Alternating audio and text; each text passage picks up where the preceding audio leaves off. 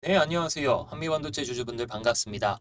자, 일단 한미반도체를 좀 들고 가시는 분들은 과연 어디에서 좀 매도를 해야 좀 좋은 수익을 챙길 수 있을지 이런 게 좀 많이 궁금하시겠죠. 그래서 이 부분에 대해서 말씀을 드리면서 최근에 반도체 시황이 상당히 좋은데 과연 어떤 시황을 좀 보여주길래 추가적인 상승이 가능할지 같이 좀 살펴보면서 한미반도체와 같이 보면 좋을 종목, 그중에서도 100% 이상의 좀 수익이 나올 수 있는 그런 종목을 한번 말씀을 드려볼까 하는데요. 자, 제가 천천히 하나하나 정말 정확하고 좀 간결하게 설명드릴 거니까 영상 본격적으로 시작하기 전에 구독과 좋아요 한 번씩 눌러주시면서 한번 영상 시청해주시면 감사하겠습니다.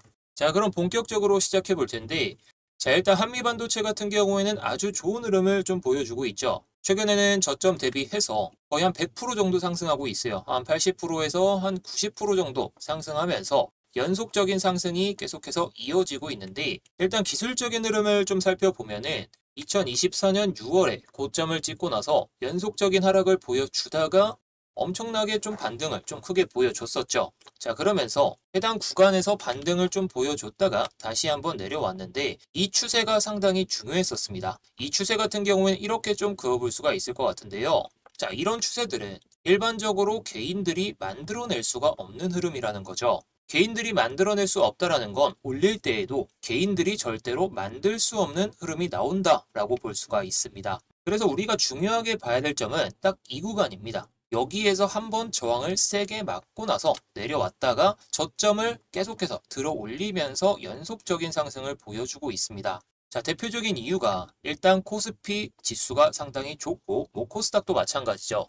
시장 상황이 따라와 주다 보니까 이런 흐름을 보여줬다라는 건데, 최근에 뭐 SK 하이닉스, 뭐 삼성전자 이런 대형 종목들의 상승이 더 커지고 있기 때문에 이렇게 좀 시가총액이 높은 종목들, 이런 종목들이 추가적인 상승을 보여줄 가능성이 높아지고 있다라는 거죠. 자, 그래서 간략하게 보시면 월봉을 봤을 때 일단 상당히 큰 상승을 보여줬던 건 맞습니다. 자, 다시 말하면 이전에 매물대 소화를 위해서 들어 올릴 때 그때는 좀 단기적인 상승이 나왔다가 살짝 밀리고 나서 올라갈 가능성이 높은데, 여러분들은 이런 구간들을 잘 버텨내셔야겠죠. 자, 그래서 월봉 기준으로는 해당 선을 일단 돌파해 주는 게 좀 관건이긴 합니다. 현재 시간 기준으로는 11.4만 원 정도 되는데 이건 충분히 넘어서겠죠. 그러면서 이 윗꼬리까지 돌파해 주면서 그런 흐름을 보여줄 텐데, 고점에서 물린 사람들이 한 번에 매물을 안 내놓을 거란 말이죠. 그래서 이런 흐름이 나올 수 있어요. 뭐 이런 고가까지 한번 올라갔다가 내려왔다가 다시 올라가는 흐름.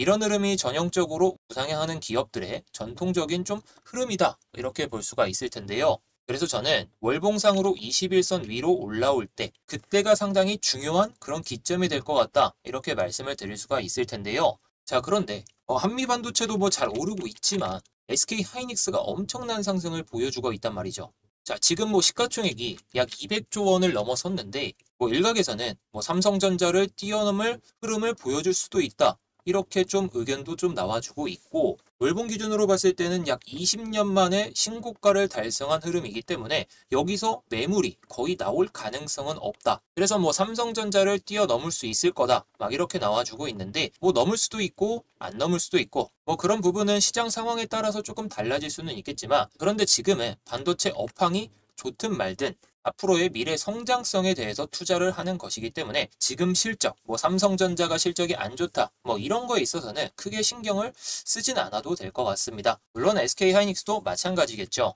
자, 그런데 여러분들 좀 궁금하신 게 있지 않으신가요? 자, 한미 반도체가 좋다는 건 우리 한미 반도체 주주분들도 잘 아실 거예요. 근데 오늘 시장 상황과 최근의 시장 상황을 보면 이 제주 반도체가 한미 반도체보다 퍼포먼스가 좋게 나와주고 있고, 뭐 마찬가지로 미래 반도체도 마찬가지죠. 자, 오늘 같은 경우에는 약 18% 정도 상승을 했다가 살짝 좀 밀려주고는 있지만 한미 반도체보다 오히려 좋은 흐름을 보여주고 있습니다.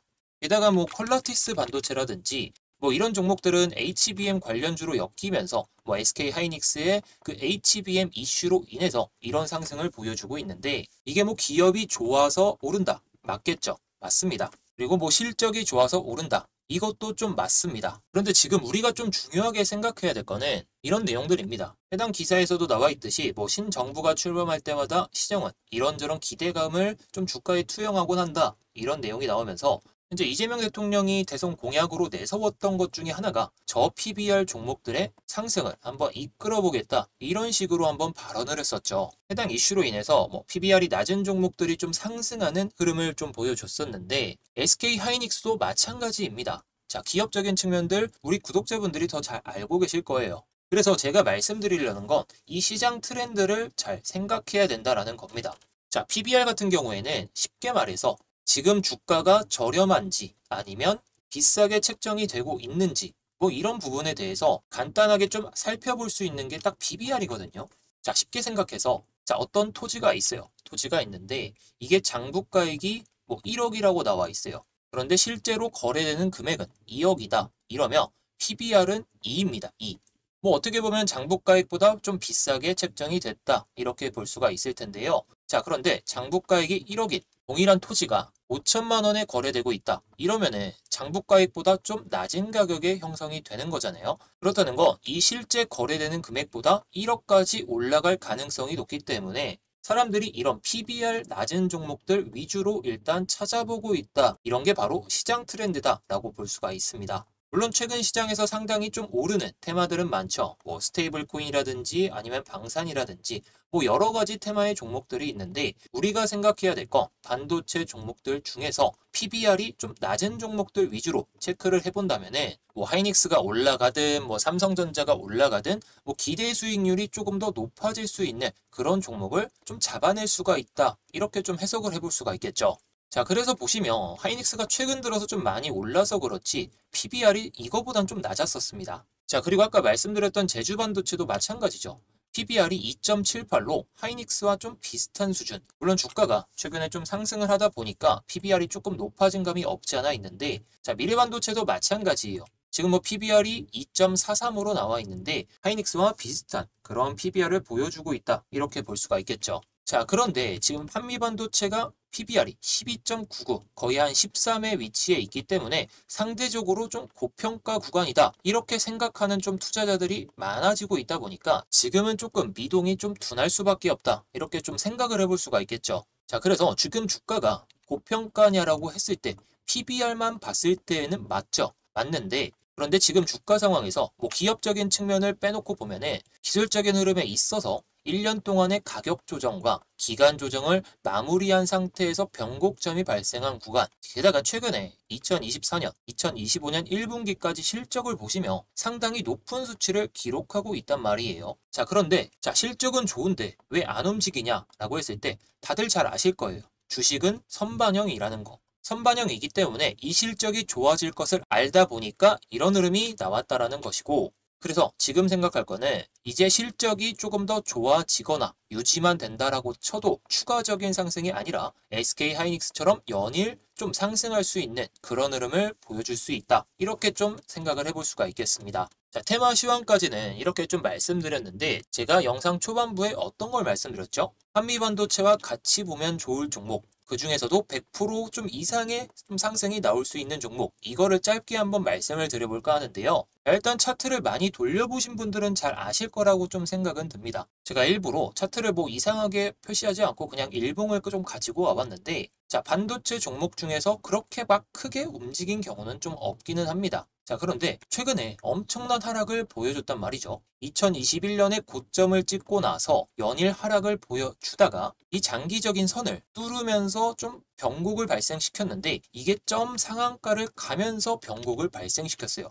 그렇다는 건 아까도 한번 한미 반도체를 말씀드렸을 때 개인들이 만들어낼 수 없는 흐름이다 라고 말씀드렸는데 이런 것들도 절대로 개인들이 만들 수가 없다. 결국 이 주가를 움직이려는 주체가 이런 흐름을 보이면서 변곡을 발생시켰다라고 볼 수가 있겠죠. 자, 무조건 기술적인 흐름만 보고 들어가자 이렇게 말씀을 드리면 그건 그냥 사기꾼입니다. 하지만 이 기업 같은 경우에는 삼성전자와 SK 하이닉스의 이 기업이 대표적으로 생산하는 그 제품들을 납품하고 있기 때문에 HBM 관련 종목으로 엮여 있다. 이렇게 볼 수가 있습니다. 아까 말씀드렸던 미래반도체, 제주반도체 이런 종목들이 다 HBM 관련주로 엮여 있었기 때문에 최근에 좋은 상승 흐름을 보여주고 있고, 게다가 아까 말씀드렸듯이 PBR이 낮은 종목에 사람들의 시선이 쏠릴 가능성이 높다라고 말씀을 드렸죠. 자, 토지의 장부가액이 1억인데 지금 이 기업은 5천만 원에 거래되고 있습니다. 그래서 PBR이 0.5 이렇게 나와 있는데